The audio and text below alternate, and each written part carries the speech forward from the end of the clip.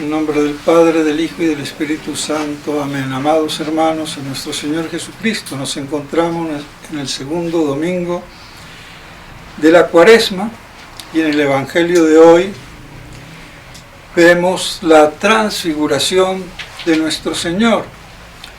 Transfiguración que tiene lugar justo antes del comienzo ya de la recta final hacia su pasión y muerte, y después de haberles advertido y comunicado a los apóstoles su muerte, su pasión y su resurrección, lenguaje que los apóstoles en su momento no entendían, estaban confusos, esperando el pueblo de Israel tergiversadamente un rey glorioso de tipo político imperial, más que religioso y espiritual, pues con esas ideas que hicieron en parte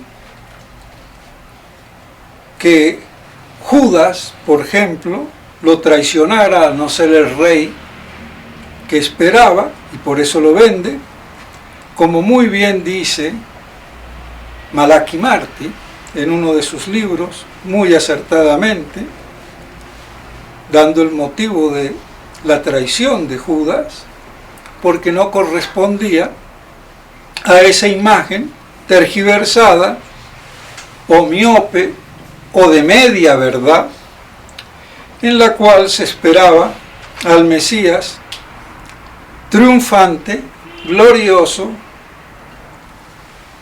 y, peor aún, carnalizado, ese reino, y entonces era la común idea de todos, y por eso es que a los apóstoles no les entraba bien eso en la cabeza, no lo entendían bien, por esos prejuicios que todavía siguen hasta hoy con otro ropaje. Pues no nos debemos entonces de extrañar. Y como estaban tristes y acongojados con ese anuncio, nuestro Señor, para quererlos sostener, fortificar, sobre todo en el momento crucial de la pasión, que así todo vemos como les abandonaron todos. San Juan se quedó ahí por estar al lado de la Virgen, que era la que estaba de pie, la Stabat Mater dolorosa, viendo a su hijo y ofreciéndolo en la cruz, pero los apóstoles todos salieron despavoridos, aún con la visión de la transfiguración, que nuestro Señor se las hizo a estos tres más prominentes de los apóstoles. Algunos comentadores dicen que hubiera llevado a todos, pero Judas no era digno, y entonces, para que no quedara así de algún modo señalado por la exclusión, prefirió elegir a los tres más, digamos, destacados: San Pedro, porque era el que con más fervor adhería a nuestro Señor; San Juan, el discípulo más amado; y Santiago, aquel que dijo: bebemos su cáliz, vayamos y muramos con él. De todos modos, sea cual sea la forma o el motivo por el que lo hizo, él quería reserva, porque le dice: no digáis esto. Quería dar un testimonio, pero en privado, no en público, para sostener sobre todo a sus apóstoles. Y desgraciadamente nos quedamos con que fue solamente una visión de su gloria, y es cierto, pero ¿de qué gloria? ¿En qué forma?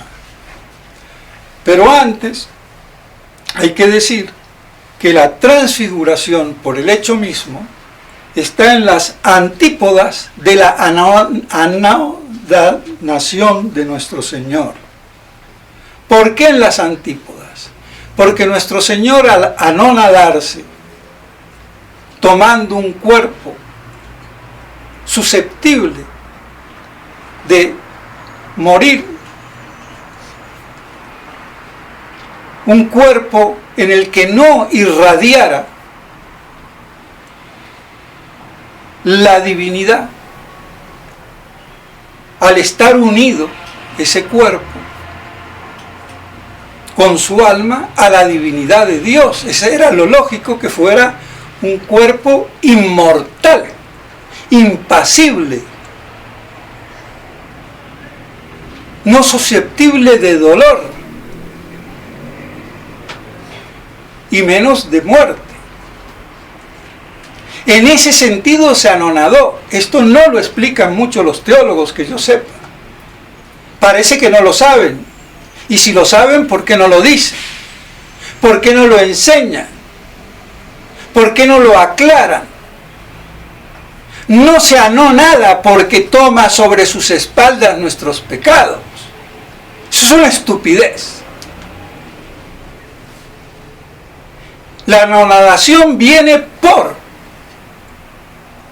no permitir que ese cuerpo, desde el instante de la encarnación, fuese un cuerpo glorioso. En eso consiste específica y únicamente la anonadación. No el que haya sufrido, ni el que haya muerto, por lo menos en un sentido estricto, sí, más en un sentido general.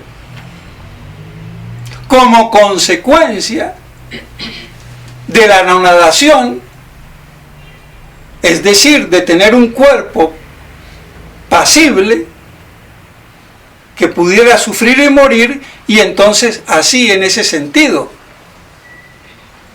Pero el sentido primario y absoluto es el que digo, que no fuera un cuerpo glorioso y que así pudiera entonces él realizar la redención y la salvación de los hombres, muriendo en la cruz, cosa que no es absoluta, porque Cristo nos pudo redimir de 1000 maneras, como Santo Tomás dice. Eligió la mejor manera, y esa es la manera que Él quiso para ofrendar al Padre Eterno y a toda la Trinidad su humanidad, al Dios Trino, Todopoderoso, Señor absoluto de la vida y de la muerte. Y así se inmola. Y de lo que para los judíos fue un deicidio y un crimen, para nuestro Señor era la inmolación y ofrenda al Padre Eterno y a la Santísima Trinidad en primer lugar, y de coletazo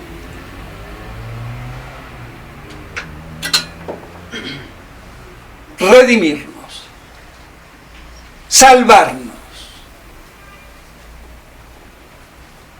O sea que ni tampoco aquí cabe que el pecado esté en primer lugar, como comúnmente la teología de los hombres de iglesia chueca, porque hay que decirlo, porque lo que no es recto, claro y conciso en la verdad es chueco, aunque sea verdad, pero no es la plenitud. Entonces, no cabe el pecado tampoco aquí en primer orden. Lo primero era nuestro Señor como hombre, porque como Dios no puede morir, ni tiene nada que ofrecerle. Al Padre solo el agradecimiento de haber recibido del Padre todo lo que Él tiene del Padre, que es su naturaleza divina. Y eso no se lo podía ofrecer. Lo único que podía ofrecer era su humanidad, su vida. Y como la mejor ofrenda de la vida está signada y significada por el sacrificio, la inmolación de la víctima, en su destrucción plena y total, como ya presagiaba a lo largo de todo el Antiguo Testamento los sacrificios de vacas y machos cabríos y lo que fuera, entonces nuestro Señor se inmola en adoración hacia ese poder omnipotente de la Santísima Trinidad. Y de paso, redimirnos y salvarnos. Que quede bien claro. No demos vuelta a la arepa, ni cojamos al toro por la cola, sino al toro por los cuernos. Entonces, así, nuestro Señor manifiesta su gloria.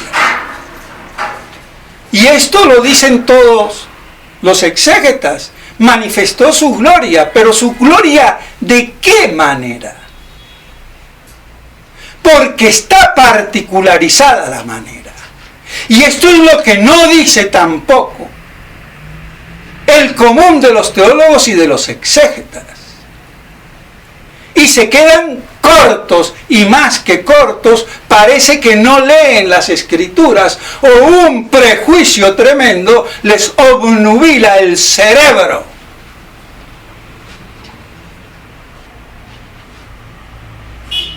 Porque la transfiguración, con la cual quería consolidar en el momento crucial a los apóstoles,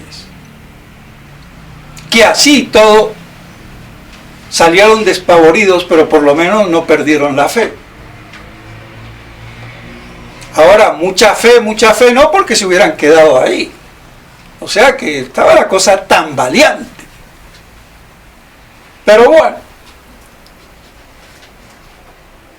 es la gloriosa anticipación de su venida en su reino, con todo el poder de su divina y gloriosa majestad, el día de la parusía. Y esto es lo que se han comido durante casi 2000 años en la teología y en la exégesis católica, apostólica y romana, y que no se predica como verdad común y paladinamente manifiesta, y que muestra la gloria y el poder de Cristo Rey. Y esto no me lo invento yo.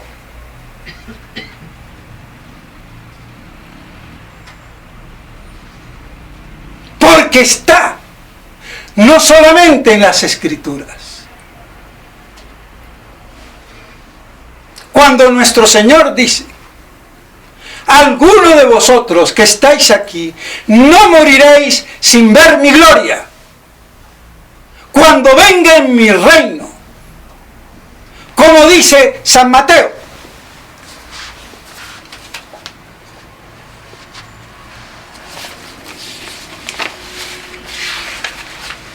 Y no me gusta leer, pero lo voy a leer para que queden decapitados los ignorantes que se opongan.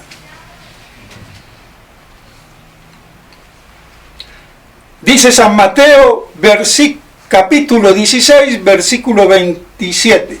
Porque el Hijo del Hombre ha de venir en la gloria de su Padre con sus ángeles, y entonces dará a cada uno según sus obras. En verdad os digo, algunos de los que están aquí no gustarán la muerte sin que hayan visto al Hijo del Hombre viniendo en su reino. Viniendo en su reino. O sea que no es el reino del cielo, sino viniendo del cielo, en su reino. Pero claro, aquí hay algo entonces que tritura los cerebros y revienta las tripas por la versión antimilenarista satánica, hay que decirlo,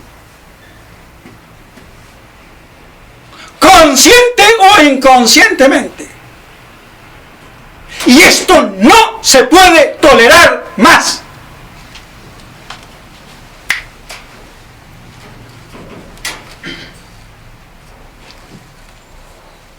Por eso es que no se ven las cosas. Y aquí comenta Monseñor Strombinger con mucho acierto.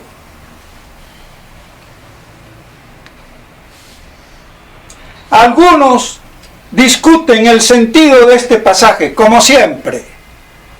Discutimos, probable, opinable. La teología opinable, probable y discutida no es teología. La exégesis probable, discutida, no es exégesis. Porque son dos ciencias y ciencias tienen que cumplir con el requisito de ser o mostrar los efectos por las causas. Y no como hoy, el hecho empírico que tiene que ser verificable y repetible. Pero así tampoco pueden repetir la evolución y siguen hablando del mito de la revolución los imbéciles astrofísicos y científicos de la comunidad de sabios idiotas, por no tener fe. Y tampoco ciencia, porque se podría tener ciencia natural acertadamente sin la fe. Y mucho mejor si se tiene la fe, pero en contra de la fe no hay ciencia. Y esto no hay nadie que se los diga en su cara.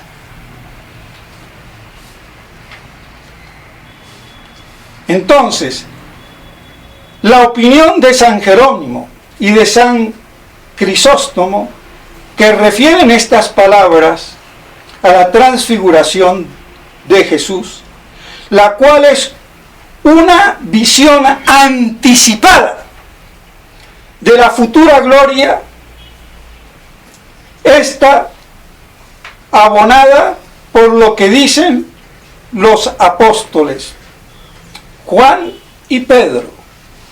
¿Y cuál es esa visión anticipada de la futura gloria? No se atreve a decir la parusía. Aquí le pillamos, y ahora me vengo a dar cuenta, porque a muchas cosas a mí se me ocurren, por inspiración o no, en el sermón. Por eso los sermones escritos no sirven, porque corta uno el hilo de la posible inspiración de la verdad, por Dios, o por las musas, si quiere.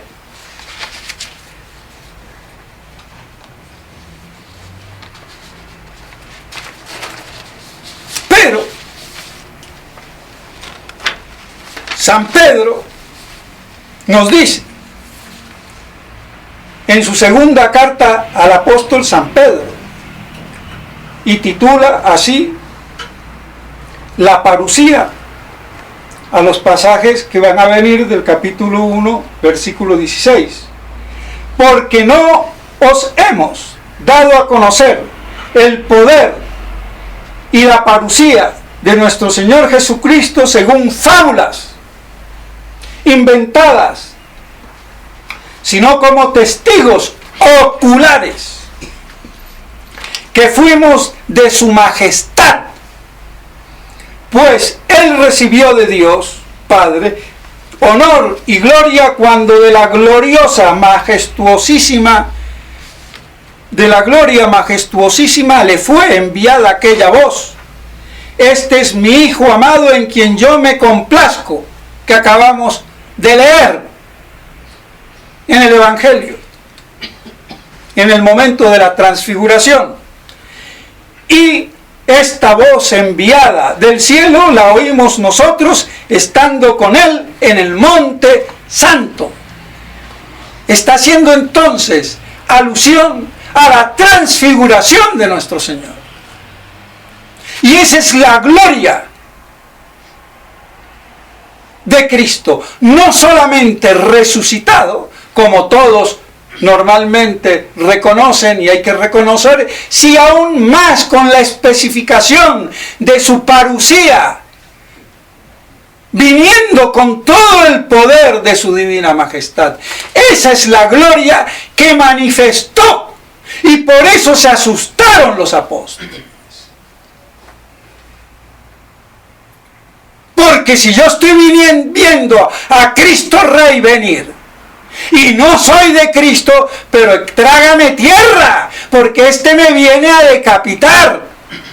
En cambio, los que estén despiertos y no dormidos como las vírgenes bógavas y con las lámparas encendidas, ¡aleluya!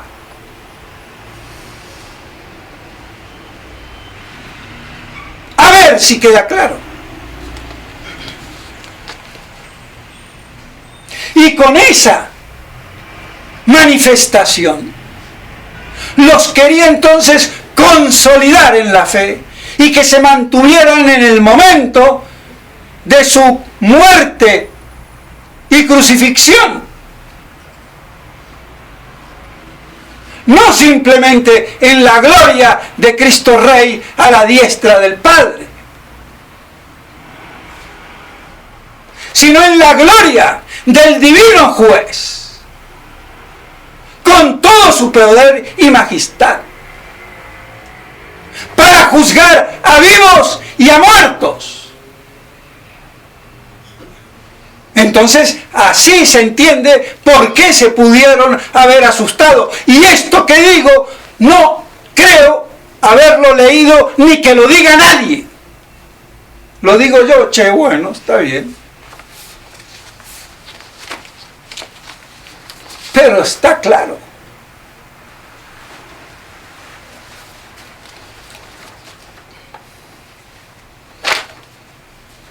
Y por eso Straubinger dice: testigos oculares de su majestad en la transfiguración, donde por primera vez vieron al Señor en la gloria en la cual ha de venir. Y aquí sí lo dice Monseñor Straub. Completa. Y muy bien y muy acertadamente. Y gracias a él es que yo lo sé. Lo que pasa es que yo no me quedo ahí y comienzo a investigar.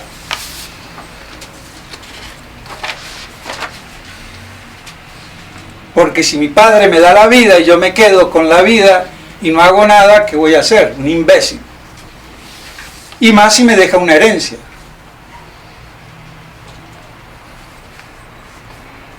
Pues bien, entonces, para que veamos que no es solamente las Escrituras, porque también lo dice San Juan, nosotros vimos la gloria. Y por eso ellos murieron. San Juan, pues bueno, parece ser que no murió. Pero de todos modos sufrió el martirio. Lo que pasa es que lo dejaron ileso el aceite hirviendo, pero bueno, de todos modos él dice: vimos la gloria. ¿Y cuál gloria? Esa gloria que les prometió de algunos de los presentes antes de morir, que la verían. Entonces la vieron el día de la transfiguración y en su parucía. Y por eso se asustaron. Agrego yo. Y a ver quién dice que no. Porque si se les escapó esto a los exégetas, problema de ellos. Además, siempre Dios da luces para que la verdad se aclare y se reafirme, y más en estos últimos tiempos de gran confusión. Pero en la Catena Áurea, recopilación enciclopédica, podemos decir así, de los textos más afamados o relumbrantes o importantes que Santo Tomás recogió de la patrística y de los exégetas hasta su tiempo, está la de Teofilacto. ¿Y quién es ese Teofilacto que nadie conoce? Pues no importa. Si nadie lo conoce, pues conózcanlo. Y ya lo deben de conocer porque ya lo he nombrado. ¿Qué dice en el comentario de San Marcos al capítulo 8:39? En la página 494, para los que quieran verificarlo, en la edición de Mariette de 1953. Y si quieren la fotocopia, se la mando. ¿Por qué lo digo? Porque por ahí me salió alguien, no sé de dónde, que como eso de que San Juan se casó, que dónde está. En vez de primero preguntar, vea padre, se me hace curioso, con humildad, ¿me podría dar el texto de dónde lo saca? No, ¿de dónde sale? Hombre, un chico. Yo soy general, tú eres soldado, así que me respeta los galones. Primero me haces la venia, te ganas mi consentimiento para que no te patee, porque si ando con los chinchulines del padre Castellani ni te doy la mano. Y te contesto. Pero bueno, me la aguanté y le mandé. Y no dio ni las gracias, pero bueno. Y lo debe de estar sabiendo porque oye los sermones. Así que para que aprenda por lo menos a preguntar. Y me alegra que me haya preguntado, porque me siento honrado que por lo menos alguno diga, che, ¿y de dónde lo sacaste? Si hay todo el derecho a preguntar. Y me encanta que pregunten. Porque así uno dice, bueno, por lo menos hay uno que se interesó. Esté de acuerdo o no. Pues bien, dice Teofilacto, queriendo manifestar que no prometía en vano cuando habló de su gloria, añade, en verdad os digo que algunos de los que están aquí no morirán, dice etcétera, para no citar todo el texto, que es como si dijera, algunos, esto es Pedro, Santiago y Juan, no morirán hasta que les muestre en la transfiguración cuánta gloria ha de acompañarme en mi segunda venida. La transfiguración no era pues otra cosa sino la profecía de la segunda venida, en la cual brillarán el mismo Cristo y los santos. Más claro, imposible. Patrístico está traído por Santo Tomás en la Catena Áurea. Ahora, ¿por qué esto nos enseña? Porque, vuelvo y lo repito, el prejuicio antimilenarista del que aún Santo Tomás fue, con todo su genio, vilmente víctima. Lo lamento.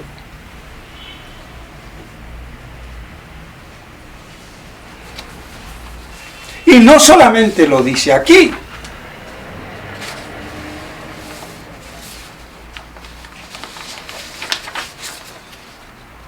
También en la misma Catena Áurea, pero ya en San Lucas, capítulo 9, 26, página 131, para los que quieran verla, de la edición que ya dije de Mariette. Esto es la gloria en que habitan los justos. Dijo esto refiriéndose a la transfiguración que representaba las felicidades de la gloria futura, como diciendo, hay algunos de los que están aquí, a saber, San Pedro, San Juan y Santiago, que no sufrirán la muerte hasta que el día hasta que en el día de la transfiguración vean la gloria que disfrutarán los que me confiesen. Clarísima. Y también Remigio dice lo mismo. En otras palabras, lo tengo aquí en latín, no lo voy a decir en latín y no lo voy a traducir porque yo soy medio chueco para el latín, pero dice que los 3 discípulos que vieron la transfiguración en el monte, viendo la gloria eterna que se les había prometido, o sea, la gloria que iban a ver de Cristo, y que lo vieron viniendo en su reino, con toda la claridad de su fulgor, y patatín patatán. Entonces ya hay 2, y aunque sea uno, y aunque no hubiera ninguno, pero los hay. Está en las Escrituras. Lo dice el mismo San Pedro y San Juan. Entonces, ¿qué vamos a fregar la vida?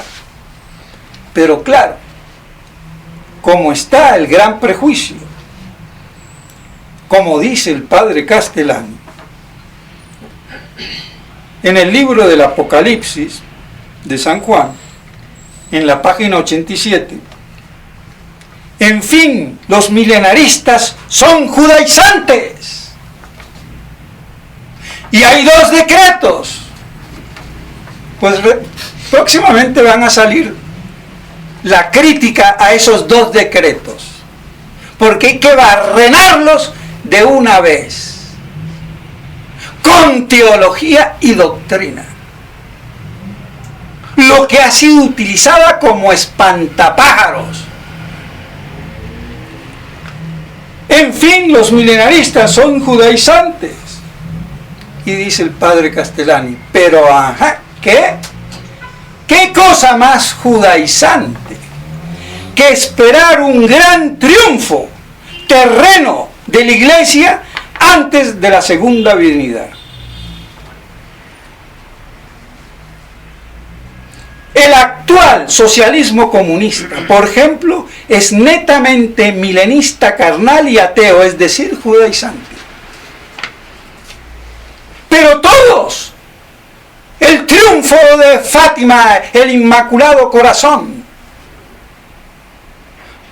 los imbéciles discípulos de Cornelio de la TFP, como es Plinio Correa de Oliveira, y que ahora salen unos imbéciles con unas cruces de fantoche para llamar la atención. Pero bueno, de todos modos, Fátima, el triunfo del Inmaculado Corazón, es judaizante y judaizada la aparición si yo no lo relaciono con la parusía, que es el triunfo de Cristo Rey y el triunfo del Inmaculado Corazón. Lo demás es un triunfo terreno, no es el de Cristo Rey. Y todos son judaizantes sin darse cuenta, por antimilenaristas a lo bruto y estúpido e imbécil. Así hay que decirlo.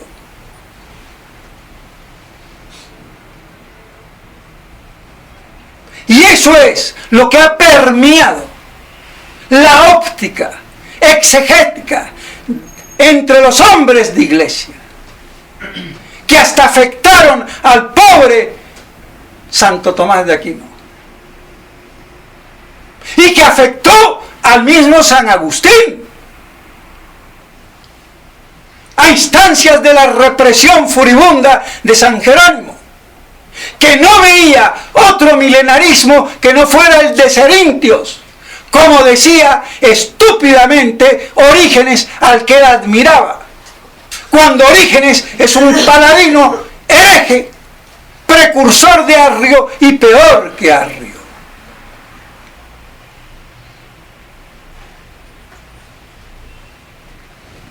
Y hasta el mismo padre Castellani lo quiere medio salvar a Orígenes diciendo, bueno, no es Orígenes sino sus discípulos que adulteraron los escritos, y ya se quejaba Orígenes. Pero si Santo Tomás dice Arrio y Orígenes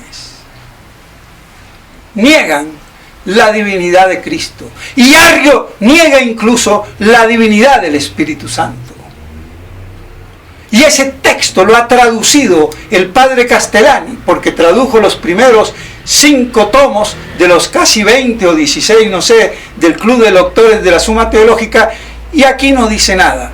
O sea que lo leyó, lo tradujo y no lo entendió o se olvidó, para justificar a Orígenes.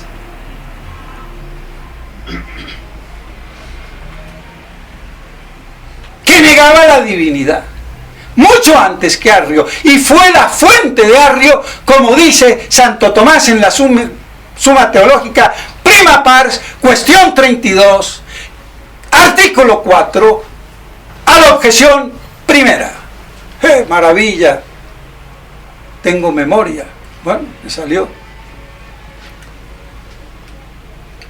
Pues bien, entonces queda claro que en la Iglesia durante 2000 años prácticamente no se ha predicado de esto, como debiera de ser y haber sido corriente y profusa y claramente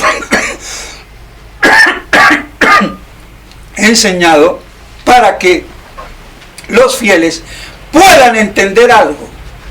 Pero como lo que prima son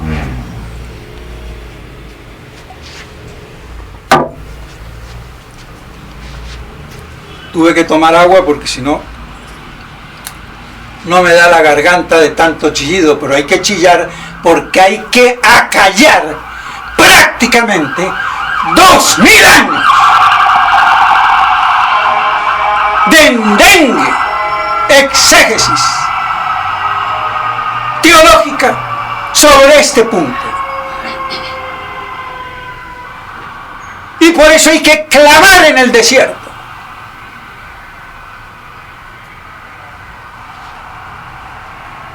Y el que no lo entiende es porque no quiere. Y no quiere porque es judaizante. Y por eso decía el padre Castellani en otro libro, Los Papeles,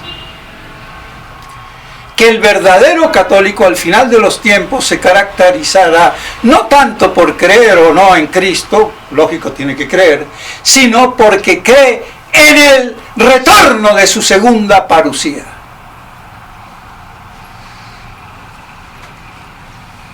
Entonces esa es la parusía que ha mostrado nuestro Señor anticipadamente en el Monte Santo de la Transfiguración, para consolidarlos a ellos en la crucifixión y consolidarnos a nosotros en la segunda crucifixión de los últimos tiempos apocalípticos, en que el cuerpo místico, la Iglesia de Dios, está siendo crucificada. Y el que no tenga esto claro, claudicará. Y por eso la fraternidad y los tusistas y todos los que de ahí se siguen claudicarán, porque no hay ni uno que sea milenarista patrístico como la primigenia exégesis de la Iglesia durante los primeros 4 o 5 siglos de la Iglesia. Lo lamento.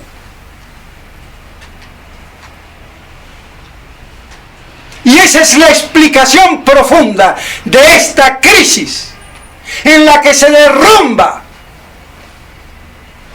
llegando hasta la raíz que ataca a la fe de la Iglesia y que ya San Pío X había señalado.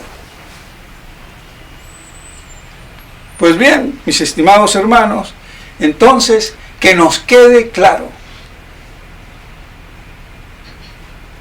la transfiguración fue un anticipo de la gloriosa parusía de Cristo Rey con todo el poder de su divina majestad, cuando venga a juzgar a vivos y a muertos.